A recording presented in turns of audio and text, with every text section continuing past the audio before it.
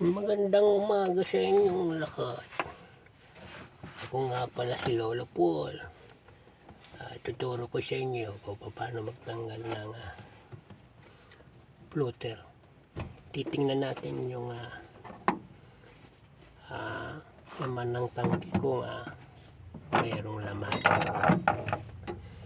Unahin, kahit anong unahin nyo dito, ito talaga yung ang hirap talaga pag matanda na. Ayan o. Ganito lang gagawin nyo. Kahit anong gagawin nyo, pisilin nyo lang yung mga kanto-kanto. Ayan, ganyan. Gumamit lang kayo ng 8. 8 lang ito eh. Mga apo, kahit anong gamitin nyo dito sa pagtanggal nito ay okay lang. May kanya-kanya kasi tayong kaalaman kung paano magtanggal. Wala nang pagalingan dito mga apo, kasi lahat tayo ay matututong maging mekaniko. Papakita ko lang sa inyo kung paano magtanggal nitong aparato ng tangke. Bahala na kayo kung anong pangalan nyo dito. Papakita ko lang sa inyo. Titingnan lang natin kung may laman itong tangke na ito. Abay talaga ang laman pala nito ay kaunti na. Nakailaw kasi doon sa dashboard na empty. Kaunti na lang talaga yung laman pala nito. Ito yung yung aparato dito sa may tangke. Ito yung floater yung mga filter niya dito sa loob. Alam ko naman na alam nyo na itong tawag dito. Pinakita ko lang sa inyo kung paano magtanggal itong aparato na to. Ito yung humihigop ng diesel papunta doon sa filter. Ito saan ba ito? Hirap talaga ng matanda na. Hirap talaga. Ito yung pabalik.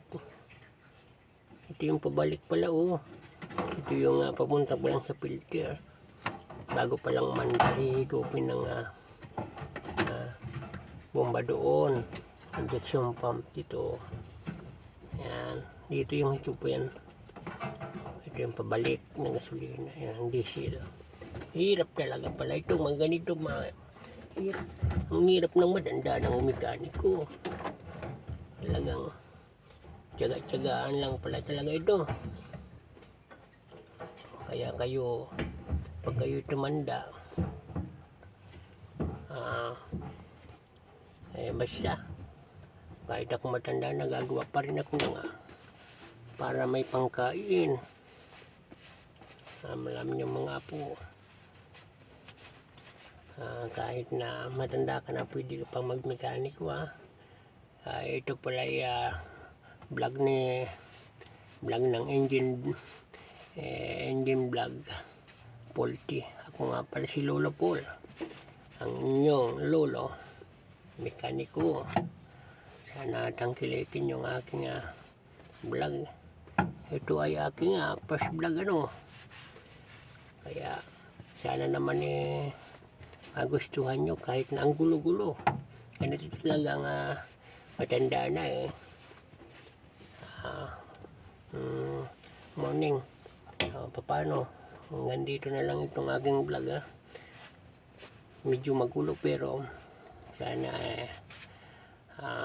tangkilikin nyo. Ako nga po pala si Lolo Paul. Magandang umaga sa inyong lahat. Salamat. Sana manood kayo ng aking mga vlog. Ito ay unang vlog ni Lolo Paul. Maraming salamat sa inyong lahat. Please subscribe and share the video. Maraming salamat sa inyong lahat.